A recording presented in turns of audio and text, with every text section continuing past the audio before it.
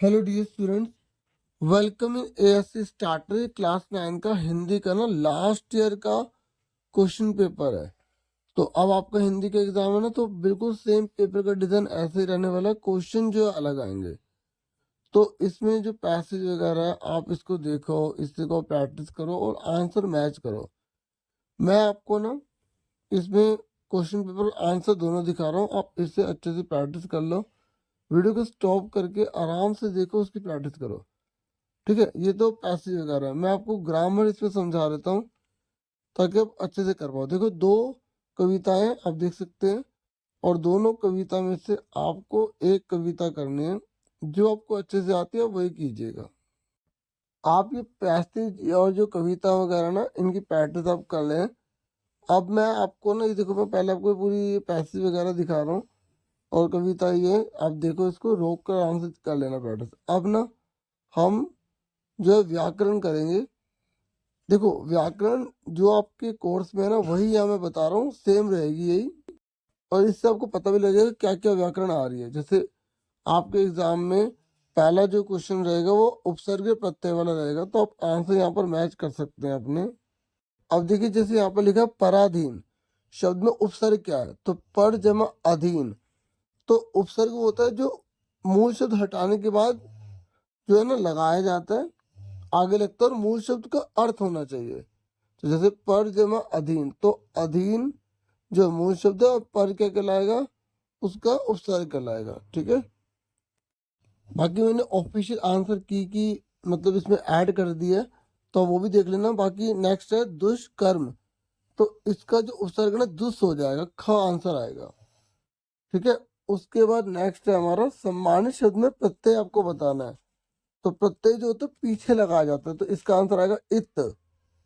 ठीक है, फिर ये कह रहा अत्याचारी में आपको उपसर्ग, मूल शब्द और प्रत्यय बताना है। तो अब देखो, अत्याचारी में ना आपको तीनों चीज आपको बतानी है। तो इसमें क्या आएगा? अति जमा चार जमा ई।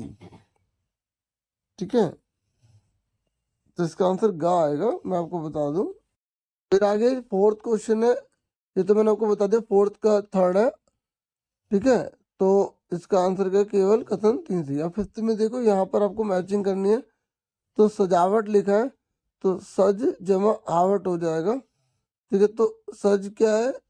मतलब मूल शब्द है, आवट जो है प्रत्यय है। तो पहले का यहाँ पर सेकंड है, इसलिए हम घाव पर टिक कर देंगे। बाकी आप देख सकते हो, अतिथि में आ है तो उपसर्ग है। प्रचलित में आप देख सकते हो दोनों है, उपसर्ग प्रत्यय दोनों है, तो इसलिए इसका आंसर घा हो जाएगा। फिर फोर्थ क्वेश्चन जो है, देखो पेपर में पैटर्न ये रहेगा। फोर्थ क्वेश्चन में आप समास आपको बताना होगा। ठीक है, तो 5 क्वेश्चन है जो समास से जुड़े होंगे। तो यहाँ पर लिखा है मुरलीधर, मतलब मुरली को धारण करने वाला। ठीक है, अर्थात श्री कृष्ण। तो जब हम दो शब्द तीसरे के बारे में बताएंगे ना, तो उससे हम बहुब्रीहि कहते हैं। तो पहले का दूसरा है, और 3 मंजिला, तो गिनती आ गई, तो कौन सा हो गया? द्विगु हो गया। और अच्छा बुरा, जहां पर द्वंद्व आ जाए, जहां पे अच्छा बुरा है और लग रहा है, तो वहां पे कौन सा समास हो जाएगा आपका? वहां पर हो जाएगा द्वंद्व समास, इसलिए हमारा आंसर इसका घ आ जाएगा। क्लियर हो गया आपको? फिर उसके बाद यहाँ पर बोला है पंचतंत्र शब्द में प्रयुक्त समास बताइए। तो पहला अक्षर गिनती आ गया, पंच गिनती है, तो द्विगु समास हो जाएगा। फिर यानी कि भाई बहन शब्द में समासिक विग्रह और समास का नाम बताइए। तो भाई और बहन, तो यहाँ द्वंद्व आ जाएगा। जब दोनों की बराबरी होती है ना, तो वहां पे द्वंद्व आता है। ठीक है, तो जो पहले का आंसर वो घा हो गया, दूसरे का जो आंसर है वो द्विगु आ गया क्योंकि गिनती आ रहा है, और जो तीसरे का जो आंसर है वो हमारा गा आएगा, भाई और बहन, क्योंकि दोनों इक्वल वैल्यू होते हैं, जैसे माता पिता चाची चाची। ठीक है, तो वहां पे द्वंद्व लगाते हैं। फिर सत्याग्रह में समासिक विग्रह कौन सा है यहाँ पर? तो यहाँ पर कर्मधारय समास है ना, तो ये तो पूछा नहीं, लेकिन सत्य के लिए आग्रह इसका आंसर हो जाएगा।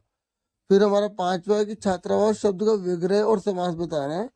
तो जब हम, तो यहाँ पर इसका आंसर क्या हो जाएगा? छात्रों के लिए आवास तत्पुरुष समास। जब के लिए, जब कारक आ जाए ना, कर्ता नहीं कर्म को करण से अपदन से अलग होने के अर्थ में संबंध काकी के, तो आपको वहां पर लगाना, तो इसलिए पांचवे का आंसर हो जाएगा।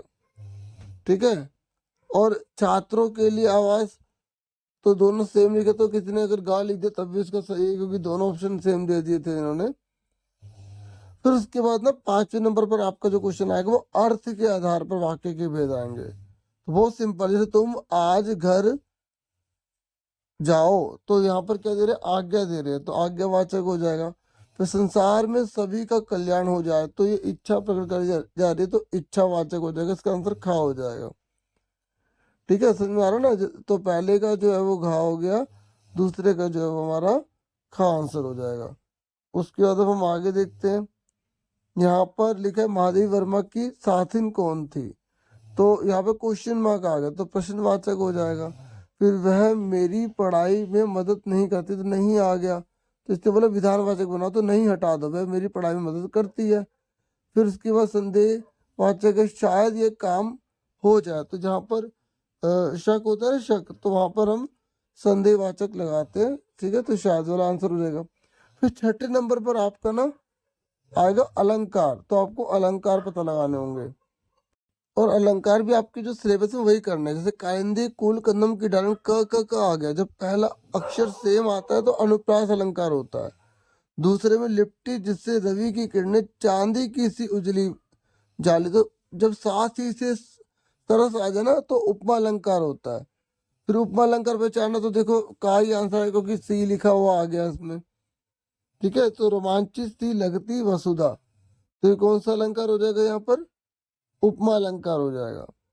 ठीक है, उसके बाद यहाँ पर बोला गया है चरण कमल बंदो हरिराय, जब भगवान विष्णु के चरण को कमल मान लेंगे, विष्णु जी के चरण कमल में कोई अंतर नहीं है, तो इसका आंसर ख आ जाएगा। वह धोती बार बार धोती, तो धोती धोती दो आ रहे हैं, लेकिन दोनों के मतलब अलग अलग है। जब एक ही शब्द के मतलब अलग अलग होते हैं तो उसे हम यमक अलंकार कहते हैं। बाकी अब आपको मैं पेपर दिखा देता हूँ। ये आपकी पाठ्य पुस्तक है, उसी की पैसेज है, आप इसको पढ़ो, और फिर इसके आंसर मैं आपको लास्ट में सारे दिखाई दूंगा। ठीक है, पहले आप आराम से जो है इस पूरे क्वेश्चन पेपर को, जो बाकी बचा हुआ है ना, बिल्कुल आराम से इसे देख सकते हैं। ठीक है, और देखो हिंदी है तो ये नहीं है कि आप बिल्कुल लापरवाही से पढ़ेंगे, आपको बहुत अच्छे से करना है, ताकि आप अच्छा स्कोर कर पाए। चैप्टर सारे रीड कर लो, क्योंकि एमसीक्यू वगैरह आएंगे, आप आराम से उसे तभी कर पाएंगे जब आप उसे अच्छे से पढ़ते हैं। ठीक है, अगर आप लापरवाही करेंगे तो फिर आप नहीं कर पाएंगे। देखो, एक पाठ्य पुस्तक का गद्यांश आएगा, ऐसे एक काव्यांश भी आएगा, तो आपको इसे पढ़कर आंसर देना है, ये आपकी किताब में से ही है। ठीक है, तो आप इसे आराम से देख सकते हैं। मैं बिल्कुल धीरे धीरे दिखा रहा हूँ ताकि आप अच्छे से कर पाएं और अच्छे से प्रैक्टिस कर पाएं। ठीक है, उसके बाद जब हम ये सारे के सारे जो पाठ्य पुस्तक में जो आपके एमसीक्यू वाले क्वेश्चन है ना वो हो जाते हैं, तो फिर खंड घ आएगा। खंड घ में आपको जैसे 25 से 30 शब्दों में आंसर देना है, 4 प्रश्नों के उत्तर देने हैं, तो आप जो लिखा होगा जितने में से, तो आप उतने में से आंसर दे देंगे। ठीक है, तो अब देखो ये सारे पढ़ के कि आपको इन सारे आंसर आते हैं या नहीं आते, तो नहीं आते तो आप उसको और अच्छे से रीड कर लो। ठीक है, तो उसके बाद जो है यहाँ पर 12th क्वेश्चन है, तो यहाँ पे किन्हीं 3 प्रश्नों के उत्तर आपको देने हैं, 4 में से 3 देने हैं, तो पीछे वाले में भी 4 में से 3 देने होंगे, पर आप उसे कंफर्म कर लेना, पढ़ लेना, देख लेना। तो मैंने 4 ही बोल दिया था। ठीक है, चलो आप आराम से इसे देख लो।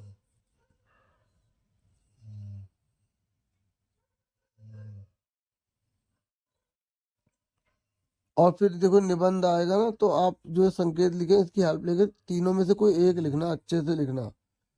और फिर आपके जो है यहाँ पर अगर ये जो पत्र आ रहा है इसको आप अच्छे से कीजिएगा।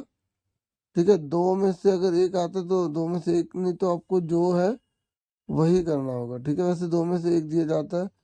फिर आप देख सकते हैं आपको एक लघु कथा लिखनी होगी। लघु कथा मतलब छोटी सी समरी आप बना के लिखो या ईमेल करना होगा। फिर आपको संवाद आएगा, 2 जनों के बीच की जो बातचीत होती है उसे संवाद कहते हैं। और फटाफट आंसर शीट देखो, अब ये आंसर किया है। ठीक है, इसको आप अच्छे से देखो और देखो आपको कितनी नॉलेज है और कितने आंसर आपके ठीक निकलते हैं। तो पहले क्वेश्चन पेपर देखा था ना, अभी उसके आंसर किया है। तो मैंने आपको यहाँ पे व्याकरण समझा दिया है और ये बता दिया क्या क्या करना है। तो अच्छे से आप तैयारी करें, खूब मन लगा के पढ़ाई करें। बहुत सारी वीडियो बना रखी है, आप जैसे सर्च करेंगे हिंदी क्लास 9 ASC स्टार्टर तो आपको वीडियोस मिल जाएंगी। ठीक है, तो अब आप आराम से देखते रहो, मैं कुछ कह नहीं रहा। और प्लीज़ वीडियो को लाइक, चैनल को सब्सक्राइब जरूर कर दीजिएगा। ठीक है, अब आप आराम से देख लेना। मैं thank you for watching and listening carefully, take care self. Advance में भी बोल देता हूँ, ठीक है।